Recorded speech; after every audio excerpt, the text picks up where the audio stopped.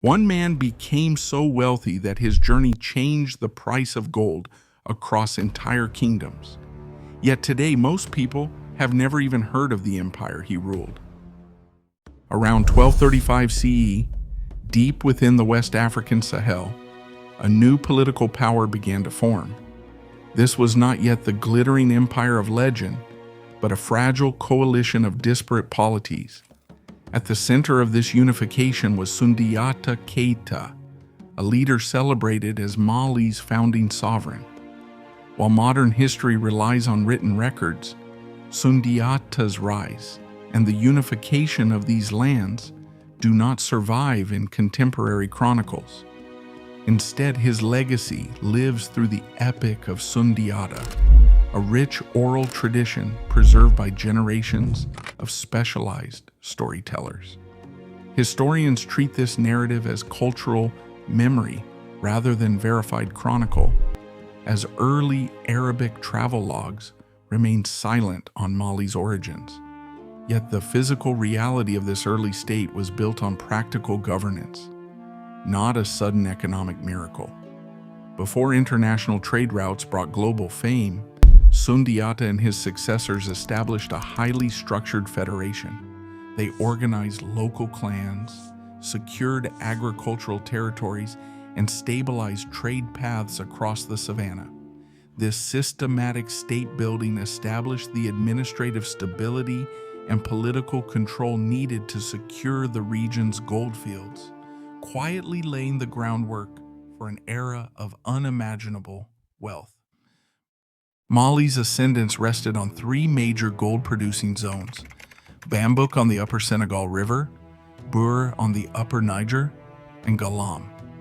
These river valleys yielded alluvial gold in quantities that supplied roughly 2/3 of the Afro-Eurasian world's bullion.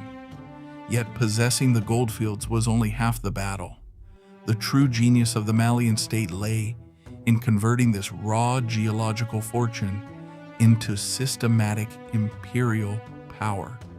The empire did not directly mine the gold. Instead, the central treasury established a highly organized taxation and regulatory framework. Royal agents secured the trade paths and patrolled the transition zones between the savannah and the Sahara. At key river crossings and desert entry points, these administrators collected taxes on all transited goods, including gold, salt, and slaves. This wealth flowed northward through a network of vital caravan nodes. Towns like Walata, Gao, and Sijilmassa became bustling international hubs where West African resources met Mediterranean and North African trade. By establishing standardized weights and guaranteeing absolute security for traveling merchants, Mali's rulers ensured that caravans willingly paid high customs duties. This administrative control transformed simple trading posts into wealthy, secure trade centers. The state generated a reliable, massive revenue stream that funded a professional standing army and expanded the imperial administration. Ultimately, Mali converted geography into power through the systematic regulation of this trans-Saharan trade network, establishing itself as the economic anchor of the medieval world. In July 1324, Mansa Musa initiated a 4,000-mile pilgrimage to Mecca, exiting the Sahel and crossing the Sahara. This expedition became the empire's most visible public event, documented by the Cairo-based scholar al-Umari. While later legends expanded the entourage to 60,000 people, al-Umari's records preserve a grounded yet extraordinary count of 12,000 royal servants, each carrying 4 pounds of gold across the desert. When the caravan arrived in Cairo, it triggered an immediate diplomatic and economic shock. At the citadel, court officials demanded that Musa perform the traditional prostration before Sultan al-Nasir al-Din Muhammad. Musa refused to kiss the ground, declaring he bowed only to God. He resolved the tense standoff by kneeling to make obeisance to his creator before advancing to meet the Sultan as an equal. To secure goodwill, Musa then distributed massive quantities of unworked gold, including a gift of approximately 4 million mythcols, nearly 12 tons, directly to the royal treasury and elite court administrators. This staggering distribution of wealth transformed the regional economy. The sudden influx of bullion flooded Cairo's markets, driving up the cost of local goods and devaluing the currency. Cairo's souks saw a rapid rise in the price of luxury items, while local mints reacted to the excess of high-purity West African gold by lowering the fineness of their own coins. Mamluk accounting ledgers show that the gold-silver exchange rate plummeted from 25 dirhams per gold mythcol to 22 dirhams or less. This monetary disruption was so severe that Egypt's gold market remained depressed for 12 years. Through this single mission, Mali did not merely participate in the medieval economy, it directly reshaped the financial systems of the Mediterranean world, turning West African gold into an undeniable global reality.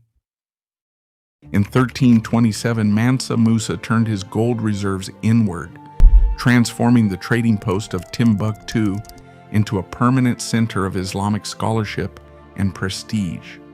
He commissioned the construction of the Jingwereber Mosque, anchoring the city's spiritual and academic life. To design this monumental structure, Musa hired the Andalusian poet and architect Abu Ishaq al-Sahili, paying him 200 mythcols of gold. Al-Sahili utilized local clay and organic materials to pioneer the iconic Sudano-Sahelian architectural style, fashioning sun-dried mud bricks reinforced with projecting timber beams that served as permanent scaffolding. This mosque became the nucleus of an expanding intellectual infrastructure, soon accompanied by the Sankore Madrasa and the Sidi Yahya Mosque. Together, these institutions formed a prestigious university system that attracted thousands of students and thinkers from across North Africa and the Middle East. In Timbuktu's markets, the trade in books and written treatises rivaled the commerce of gold and salt. Local copyists and scholars produced a vast corpus of Arabic and Ajami manuscripts, recording detailed works on Islamic law, astronomical movements, historical records, and classical poetry. Through this targeted royal patronage, Timbuktu's international reputation evolved. The city grew into a sanctuary of intellect. The empire's durable legacy rested on the generation and preservation of knowledge, establishing an intellectual capital that outlasted its physical riches. The decline of the Mali Empire was a gradual fragmentation unfolding across the 15th and 16th centuries.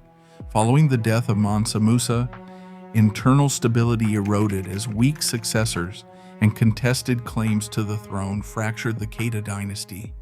This political vulnerability invited external pressure. To the east, the rising Songhai Empire seized eastern territories, capturing the strategic trade hub of Gao and threatening Timbuktu. At sea, Portuguese merchants established Atlantic trading posts along the coast, redirecting gold flows away from the older trans-Saharan caravan routes and depriving the state of essential customs revenues. Prolonged Sahelian droughts and advancing desertification further reduced agricultural yields, straining local food security and forcing population migrations. As Mali lost control of its core gold-producing regions in Bambouk, Bure, and Galam, the central treasury could no longer finance the standing army or maintain the administration. The empire contracted, ultimately shrinking to a narrow strip along the upper Niger River. In 1375, the Jewish cartographer Abraham Cresques drew the Catalan Atlas for the court of Aragon, placing Mali permanently into European memory. This map depicted Mansa Musa crowned on a throne, holding a massive golden orb, a visual symbol of West African wealth that sparked centuries of global curiosity. Centuries later, that legacy faced total destruction. During the 2012 conflict, local librarians and volunteers smuggled thousands of Timbuktu's irreplaceable Arabic manuscripts to Bamako in oil drums and suitcases. Today, ongoing digitization and architectural restoration of the Jingwereber Mosque ensure that Mali's intellectual achievements remain anchored at the very center of global history. Mali's absence from modern memory reveals a profound truth. History is shaped by those who write it, not just those who built it. Reclaiming this legacy redefines how we measure human achievement today. What forgotten history should we explore next? Share your thoughts below.